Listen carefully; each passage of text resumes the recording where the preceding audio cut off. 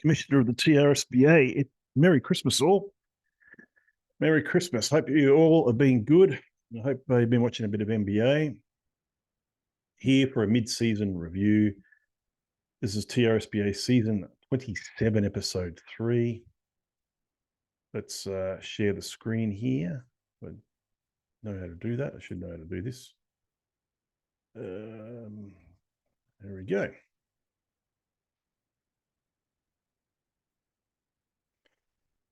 Right. Halfway through the 2022-23 season. What have we got to say? Let's just recap, I guess, the top 20 players the last 2 weeks. Joel Embiid has just been on fire, 5 games. I think he's had a couple of games out lately. Luka, just unbelievable, especially that Christmas Day 50 piece of chicken. SGA, very, very good. Unbelievable, 47. Anthony Davis is just had a few massive games lately, but he's been good all year, 46.6. Giannis, we know how good he is. LeBron has had a few good games. Trae Young has been good all year. Donovan Mitchell only had 2 games, been out a bit. So, Joker. Now, Joker, I think, is not going to be the best player in the league at the moment. I think it's sort of slowly coming back. So, Kawhi Leonard. Kawhi has been really, really good lately. And then now he's out. So, he's only had played 3 games the last 2 weeks. Sabonis, he's very, very good. He always gets those triple-double type performances. Jalen Brunson is just an absolute stud. We may talk about him later. Fox is continuing to play well. Anthony Edwards has been unbelievable as well. He's had a good year. Jar is back. He's had 4 games. And we'll talk about that later, but I think he is going to be a big factor. Scotty Barnes has been just an unbelievable player all year. You know, that Rookie of the Year looks like it was deserved a couple of years ago. Kevin Durant, still there. Damian Lillard, still hustling.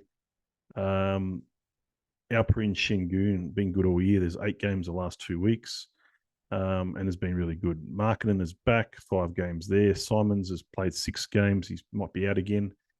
Cade Cunningham has been really, really good. He's in the top. This is the top 25. Clarkson's only had those 2 games, but they've been the monsters. Tatum and Desmond Bain. Okay, the battle in the East. Let's have a bit of a talk about it. We've got the Wild Boars 24-4, clearly the best record in the league, clearly the best percentage in the league. I didn't have these guys number 1. I had the Barbs higher, but the Boars have been making those moves to get better and better. And look at that, 13-1 at home. That is unbelievable. We're halfway through the year. Predators and the Cows are both 18-10. And it's interesting. You've got a lot of road games played for the Predators, and the Cows not as many. So the Predators, I'm surprised that they've got a winning record like that on the road with those injuries we'll get to. But if you have a look at their injuries, you will see, yes, they've got Paul George playing, but they've got Bradley Beal is out and Levine is out, and they've been out a long time in this year, yet they've got an 18-10 record and doing very, very well. The Cows, they're competing hard. Chet, I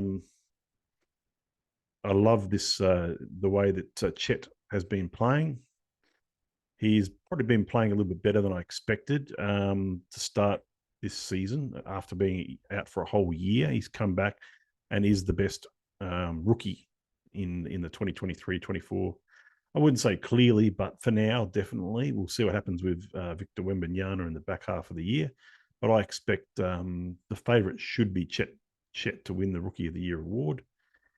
Jared Allen, just that monster game the other day. Jeremy Grant has been good. Just Jaylen Brown, probably not as he's just on a packed team in Boston. DeJounte Murray not doing anything much different there. Cam Thomas and JJ. So these are guys that we know that can potentially be starters, not starters at the moment for the Brown Cows. But if you have a look, those guys are doing well enough, and they really, are leading the Brown Cows to this beautiful record at the moment. If you look at the other stuff, going to Alabama, Let's have a look at their team at the moment. Jokic, 47.3 for the year. Very good. Julius Randle is expected 34.8. They retained him, and the Durant's still above 40. So doing very, very well. Ant is 34.7. Would hope he'll get better as the year goes along, but 41.2 over the last 5 games. Kobe White's been a surprise package, basically off free agent list to a 25.8 clip, 32 games starting. And the reason he's starting is Alabama do not have.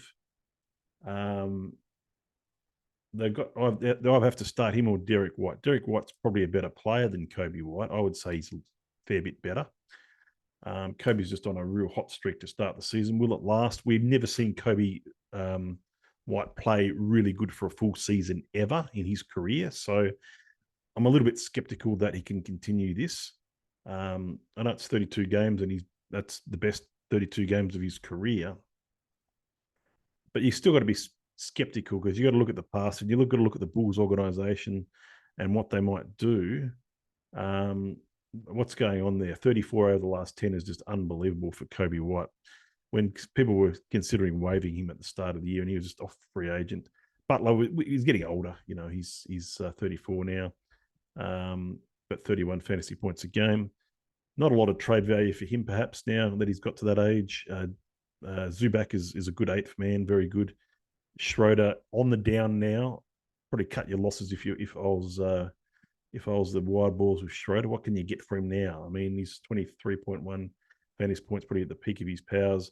Just lost the starting job to Gary Trent. So good analysis there of the Bulls. A great record, 24-4. Some of these trades, like the Jokic one, the Randall one, has been instrumental, I think, in the success. They've just run into the Barbarians in the last game. Otherwise, they'd still only have 3 losses. Other notes in the East, the Jaguars have got some injuries. They've had Duran out for a while. They've had Mark Williams. They've had CJ McCollum's been out parts of the year. He's played 18 games. So they've had all these injuries, but because of the depth, they've been able to hang in there. They're a 500 ball club. Paul has had some bad plays, trying to turn that around at the moment. I think back half of the year, expect some big things out of Poole. I'm just starting to see some signs there. We know the Wolfhounds are slightly overachieving, a similar record to the Jags, but a lot worse percentage, like 10 percentage points worse. Nerds are back on the bounce. So let's just talk about those Nerds at the moment. They've still got Harden. They've still got DeRozan. They've still got these 2 players. But they've still got those 2, despite some various trades.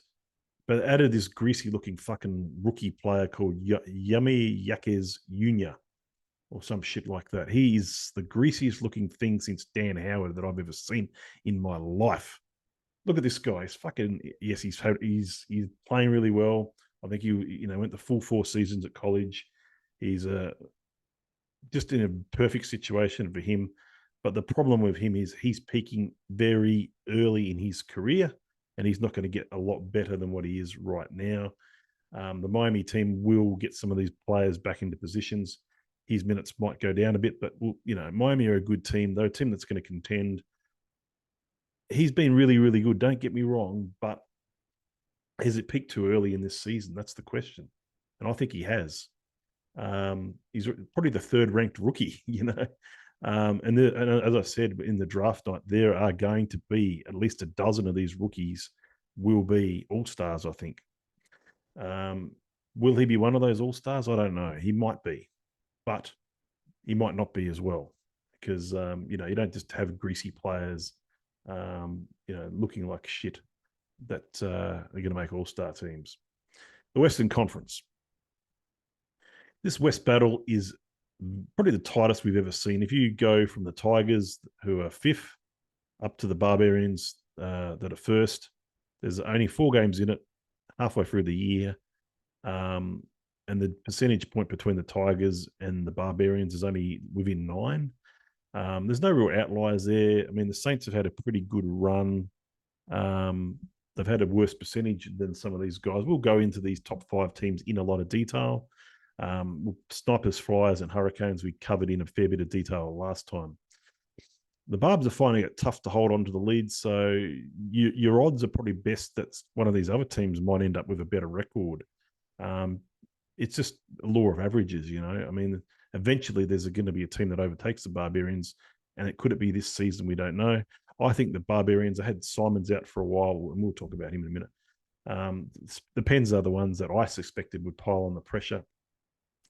And I think they're doing a good job. The doubles are signing, the singing, sorry, that was meant to be singing from the rooftops very often about how well they're playing. And it says here 230.1, 9-2 at home, not as good on the road, but 18-10 in a tough Western Conference is really good. These Barbarians, let's just analyze what's going on here. Bama's probably playing better than I expected, 35.5. He's probably an early 30 sort of guy at this time in his career. Pascal Siakam has probably done the opposite, though. He's probably more of a mid-30s guy, but with Scotland Barnes playing a lot better, I think Siakam has certainly taken a back seat to the brilliance of Scotty Barnes. Tatum on that really packed team to get 38 is really, really good. So we're not going to see any. I don't think we see any players on this team end up with 40 fantasy points a game this year, and that might be what you need to win a championship. Now you might need at least one of these 40, or at least two of these 40 FP players. Steph Curry, 34.7, just 35 years of age. People forget that, but he's still having great years. Lillard, 35.5. These guys are probably going to hover around that mid-30s mark, I would say. I don't think they'll trade them. Who knows? Depends what they get. If they can get a forward for one of these guys. Anthony Simons is great. He's only played 11 games, but 34.1. Maxi, 36 in 29 games, will be an all-star. What I don't understand about the makeup of this team, there's a way you should be able to get rid of one of those two guys for a forward, and then a good forward that's in a 30s sort of caliber forward, youngish, yes. And then it might be a bit easier because you lose a couple of these players, and then you end up with having to start Naz Reid or something like that, which is never good if you're trying to start Naz Reid. And the problem is you've got Tatum. Has to be an Iron Man. If he misses a game, then they're fucked. So especially in this tough Western Conference. The LA Pens, Sengun has been really good in his third year, 34.6. Markkanen, 34.7. Booker, 38.7. Cade, 31.6. Brunson, 34.9. And Bain, 33.9. Guess what? The commission fucking got all these projections pretty much down to the decimal point on a lot of these ones. These top six players right here, I said, look, these guys are the stars. These are the reason that the Pens will win lots of games.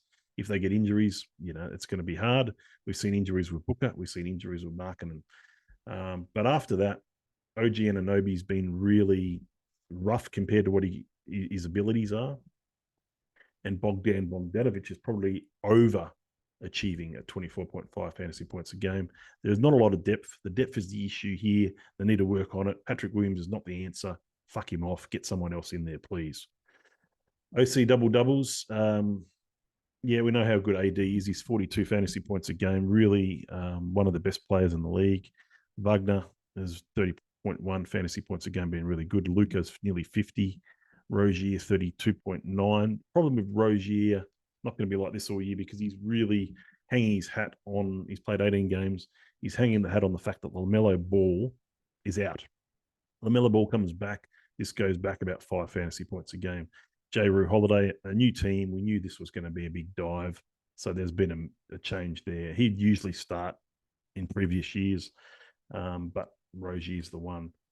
Pirtle's been shite by his standards. Melton and Herb Jones. The depth is probably an issue here if they're going to want to compete in the finals. They've got to find a way to get an extra steal in there somewhere. Utah Saints. Now, Jar is back, and this team was right up there, as you saw, without Jar and with Zion playing less than that impressive.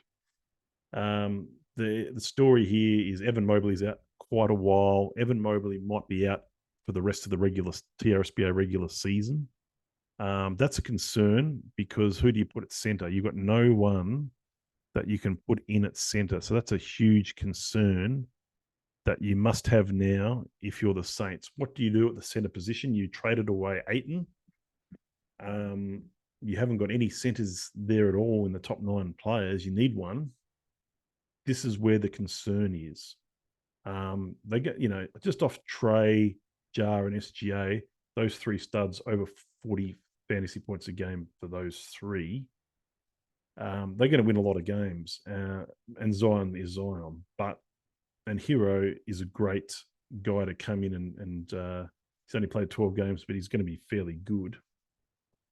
Devin Givasell, I think I'm concerned about him, his injuries, Jalen Johnson. So I don't know what you do at centre here, Dennis. That's where the big issue is for me. With Evan Mobley, hopefully back before the TRSBA playoffs, but it's like a 50-50 for him at the moment. The San Fran Tigers, they've had a great start as well. They're 16-12. You got your Tyrese and your Foxes again, both getting 40 fantasy points a game each. Should have that jersey arriving soon for Hallie. Barnes, oh, wow. I didn't realize he was a forward. That's a lucky designation. Probably usually a guard forward at the moment. But that's putting him at the 4. I know he's probably started there, so it's probably arguable. Roland Barrett is absolutely overrated. A guy that should be getting over 30 fantasy points a game, 23.8 for the year. It's pretty shit. Sabonis has been really good. So you got 4 studs, and that's about all you've got on this team, really. You got the 4 studs. And Shaden Sharp will probably step up later in the year, we hope. Linux been okay recently. Asar Thompson has really dropped off after a strong start. Grayson Allen, he's the one. So he's in the 9. And I think that's about all we've really talked about. I just wanted to, let's see if there's anything else we can look at here and share. I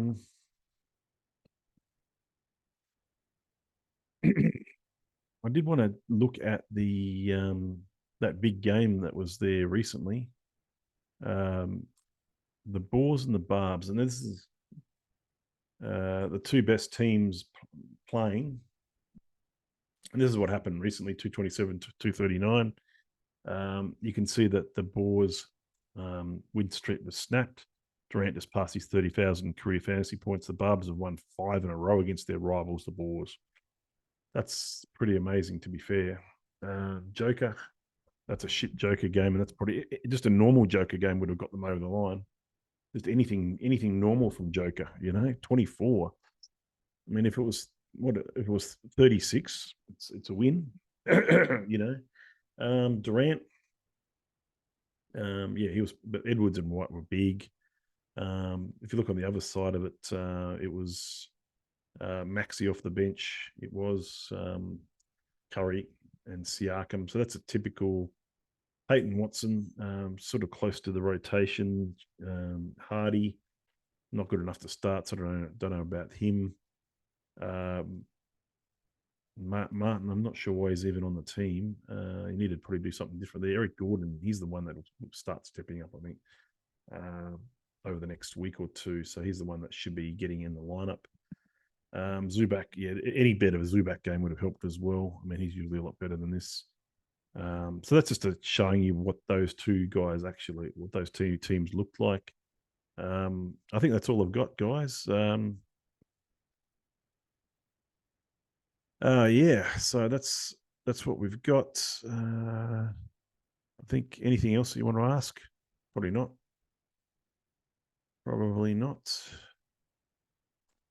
Yeah, no. 2024, it's going to be a good year. I'm hoping that the Jags come back and get in there and fucking give everyone a shake. We won't know until it all happens.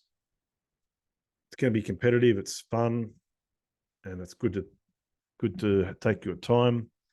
On other news, we still haven't got a complete, I guess, resolution, but it looks like there's a lot of support behind the 15% rule that we came up with before, but just not enough GMs voting. So you're not official, but that's what we're going to probably use as a guide. It's not going to be in the rules.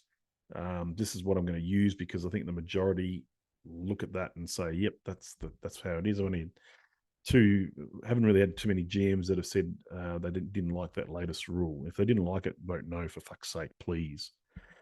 Anyway, that's all out from the commish here. I hope you've had a good Christmas, and I hope that 2024 is going to be a great year. Go OKC, go Jags, and don't do anything I wouldn't.